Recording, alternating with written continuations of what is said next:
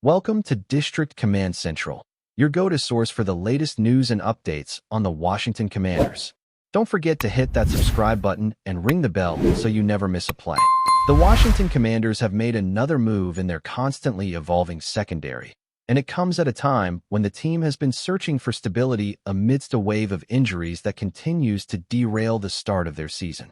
The Commanders officially announced the signing of Antonio Hamilton Sr., a 9-year veteran cornerback who has spent nearly a decade carving out a career in the NFL despite the long odds that once stood in his way. Hamilton, who has been in and out of rosters since 2016, is now stepping into a situation where the Commanders desperately need depth, leadership, and a steady hand on the defensive side of the ball. In a corresponding move, the team placed young defensive end Javonte Jean-Baptiste on injured reserve after he suffered a torn pectoral muscle in Week 4 against the Atlanta Falcons, a devastating blow for the promising second-year player. With the Los Angeles Chargers looming in Week 5, Washington is hoping Hamilton's experience will provide not only stability, but also a spark in a locker room that has been tested repeatedly over the first month of the season. Hamilton's story is one of resilience, persistence, and the kind of underdog mentality that fans can rally behind. Coming out of college in 2016, Hamilton went undrafted, a label that often signals the end of professional dreams for many players. But for him, it became the beginning of a long and winding journey through the league. He first landed with the Oakland Raiders, where he fought his way onto the roster and played his first 2 seasons, proving he had the toughness and versatility to stick around. From there, he moved on to the New York Giants, where he spent 2 more seasons, adding depth to their secondary and showing his value on special teams.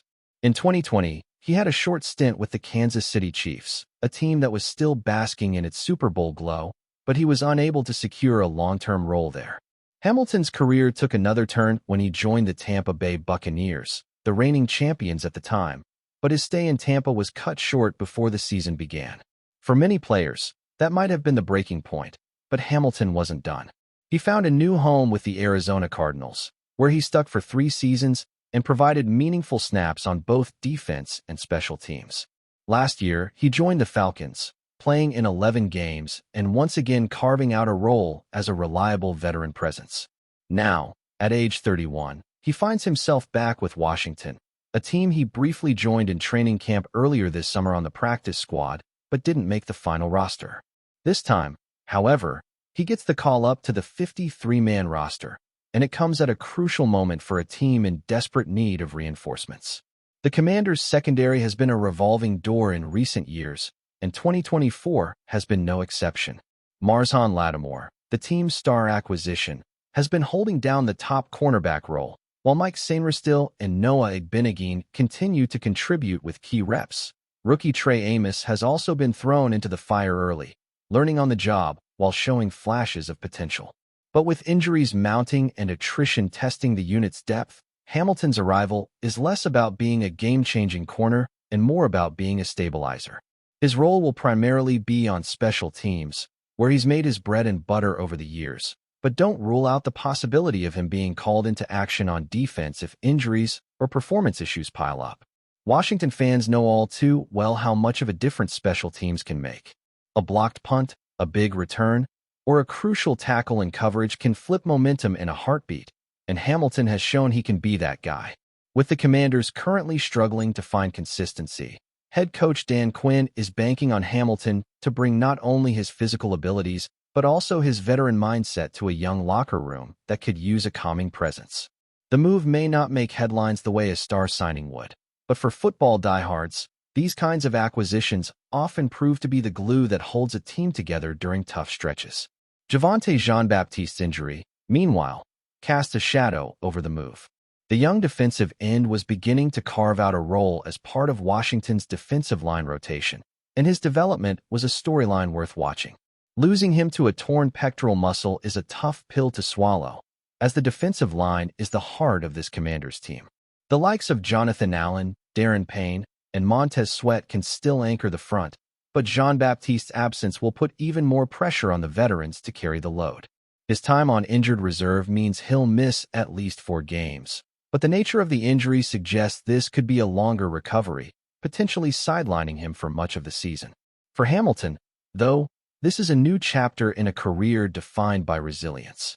To last 9 seasons in the NFL as an undrafted free agent is no small feat. It's a testament to his work ethic, adaptability, and willingness to do the dirty work that doesn't always make the highlight reels. Coaches love players like him because they understand their role, play with discipline, and bring professionalism to the locker room. Younger players can look at Hamilton's journey and see what it means to never give up, to embrace every opportunity, and to fight for every roster spot as if it's your last. When Washington takes the field against the Chargers in Week 5, all eyes will naturally be on the big-name players, but Hamilton will be quietly doing his job in the background, ready to step up if called upon. His presence adds a layer of insurance to a roster that has been battered by injuries, and while fans may not see him making interceptions every Sunday, they will likely see his impact in hidden plays that change the game. Whether it's hustling down the field on kick coverage, breaking up a pass in garbage time, or mentoring a young corner on the sidelines, Hamilton's fingerprints will be there. The Commanders' season is still young, and with the NFC East shaping up to be a dogfight once again, every piece matters. Signing Antonio Hamilton Sr. may not be the blockbuster move fans dream about, but in the grind of a 17-game NFL season, it's moves like these that can ultimately prove vital. Washington has seen firsthand how quickly fortunes can change with injuries, and by adding a battle-tested veteran like Hamilton, they're giving themselves a fighting chance to weather the storm. It's a reminder that in football, depth is just as important as star power, and sometimes the players you least expect end up making the biggest difference. For now, Hamilton is back in burgundy and gold, and he'll get a shot to contribute in Week 5 and beyond. His story is one of perseverance, and his arrival might just be the kind of steadying influence the Commanders need as they navigate another turbulent season. Whether he's on defense or special teams, Antonio Hamilton Sr. has earned his place in the NFL, and Washington is hoping his journey continues to bring value to a team looking to stay afloat in a brutal league. If you're enjoying the coverage, make sure to smash that like button and drop a comment with your thoughts on the Commanders' latest moves. We want to hear from you. The tension at the Washington Commanders training camp reached a boiling point this week, and the buzz around the NFL is impossible to ignore. Sources inside the organization are whispering that things aren't exactly calm and collected behind the scenes. In fact, they're far from it. Head coach Dan Quinn, known for his defensive brilliance and usually composed demeanor, reportedly lost his cool during a particularly heated practice session, and the fallout has sent ripples through the locker room, the fan base, and even rival camps. The incident? None other than the head coach physically removing a player from the field, an action that's left everyone guessing about what's really going on in Washington. From the outside looking in, you'd think this was just another intense day at camp. Pads clashing, tempers flaring, and players trying to prove themselves. But according to those close to the action, this wasn't your everyday shouting match or minor altercation. No, this was different. This was personal. Eyewitnesses say the practice started with the usual energy, guys flying around, coaches barking orders, and players hyped up with that late summer fire. But as the minutes ticked by, something changed. You could feel it in the air, a storm brewing, a sense that someone was going to snap. And that someone, surprisingly, wasn't a frustrated rookie or a hot-headed veteran. It was Coach Quinn himself. Now, Dan Quinn isn't exactly the type to erupt without cause. This is a guy who's built a reputation on being a player's coach, someone who commands respect not through fear, but through leadership, accountability, and trust. So for him to reach the point where he flat out ejects a player from practice, that speaks volumes.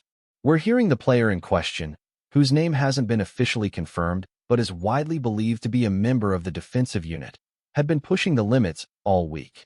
Late hits, missed assignments, attitude problems, it was starting to become a pattern. And Quinn, clearly fed up, decided enough was enough. The exchange reportedly began during a full-contact drill when tempers were already flaring. Words were exchanged, loud enough that people on the sidelines heard the tail end of it. Quinn didn't hold back. He called the player out in front of the entire team, made it clear that the behavior was unacceptable, and without hesitation, ordered him off the field. Not to the sideline. Not to cool down and come back. Off. As in, you're done for the day. Get out. And according to one source, it wasn't a quiet dismissal either. The entire team went silent. watching the confrontation unfold, unsure of whether to intervene or let it play out.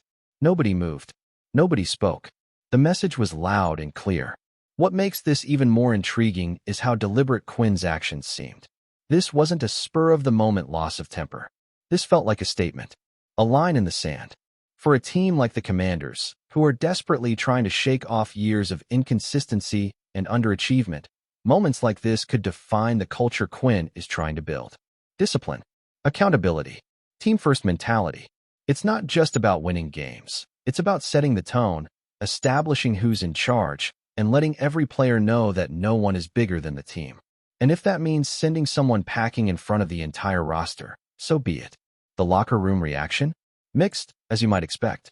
Some players reportedly respected the move, saying it showed that Quinn won't tolerate selfishness or lack of effort. Others, particularly those close to the player who was ejected, felt it may have been too harsh, that a private conversation would have sufficed. But even those who questioned the method acknowledged one thing. Quinn is not here to play games. After years of watching this franchise flounder, he's injecting a sense of urgency that's been missing for far too long. Let's not forget, Dan Quinn isn't new to the pressures of leadership. He's been to the Super Bowl. He's built dominant defenses. He knows what a winning locker room looks like. And more importantly, he knows what a toxic one feels like. If there's even a hint of cancerous behavior starting to spread, he's going to cut it out before it becomes a problem. This isn't about bruised egos or dramatic outbursts. This is about culture, about changing the DNA of a team that has been stuck in neutral for what feels like forever.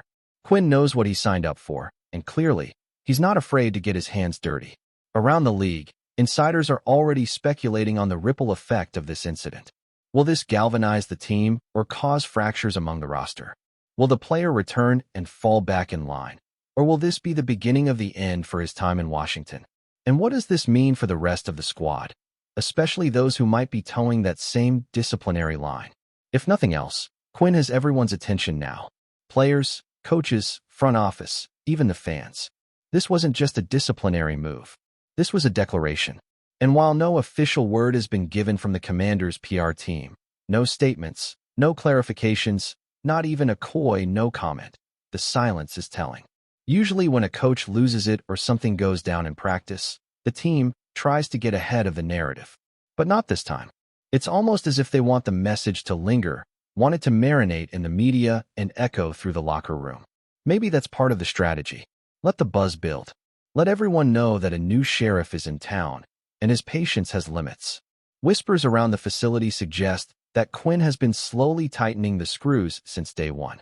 Every drill, every meeting, every rep, he's been watching, evaluating, not just the physical side but the mental side. Who's locked in? Who's coasting? Who wants it more? And when a player steps out of line, especially one who's already on thin ice, he's not going to wait around hoping for change. He's going to make change happen. That's the energy Quinn is bringing to this franchise, and depending on who you ask, it's either exactly what they needed or dangerously close to alienating parts of the locker room. There's also the element of timing here. With preseason behind them and the regular season looming large, this kind of message couldn't have come at a more critical moment. Every team in the league is trying to trim the fat, clean up mistakes, and get mentally right before week one. The margin for error is razor thin, especially in a division as competitive as the NFC East. If Quinn feels like someone isn't locked in, he can't afford to let it slide. Not now. Not when the culture is still being shaped. Not when every rep matters. For fans, this whole saga is a cocktail of concern and curiosity. On one hand, it's encouraging to see a head coach take command, lay down the law, and show that he's not afraid of confrontation. But on the other hand, there's always the risk that these kinds of outbursts can lead to internal friction, especially if players start to feel like the coach is unpredictable or overly emotional. Quinn walks a fine line here, and only time will tell if he finds that balance between intensity and control. Of course, we also have to talk about the player, the unnamed athlete at the center of this drama. Who is he? What happened in the moments leading up to his dismissal? Was this a one-off or the culmination of weeks of tension? Is he someone with a history of clashing with coaches? Or was this a rare slip-up that just happened to occur at the worst possible moment? These are the questions being asked behind closed doors, and right now, nobody has clear answers. but you can bet this player's every move will be under a microscope from here on out. Don't be surprised if this story doesn't go away anytime soon. The NFL has a way of turning minor training camp moments into full-blown storylines, and this one has all the ingredients: a fiery coach, a mysterious player, and a team trying to find its identity. Add in the media silence from the team, and you've got a recipe for speculation, rumors, and plenty of debate in the coming days. Already, former players and analysts are chiming in, weighing the pros and cons of Quinn's approach, and wondering whether this will unite or divide the locker room. Thanks for tuning into District Command Central. Make sure to subscribe and follow us for all the Commanders news you need. Until next time, keep the faith and hail to the Commanders.